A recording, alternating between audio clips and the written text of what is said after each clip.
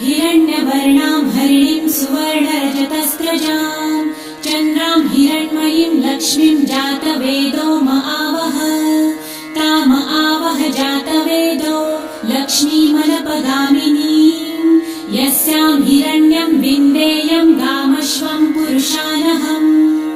अश्वपूर्वां रथमध्यां हस्तिनादप्रबोधिनीं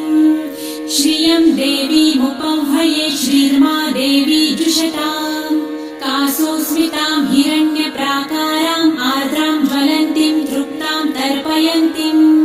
पद्मे स्थितां पद्मवर्णां तामिहोपह्वये श्रियम् चन्द्रां प्रभासां यशसा ज्वलन्तीं श्रियं लोके देवजुष्टामुदारां तां पद्मिनीं शरणमहं प्रपद्ये लक्ष्मीर्मे नश्यतां त्वां वृणे आदित्यवर्णे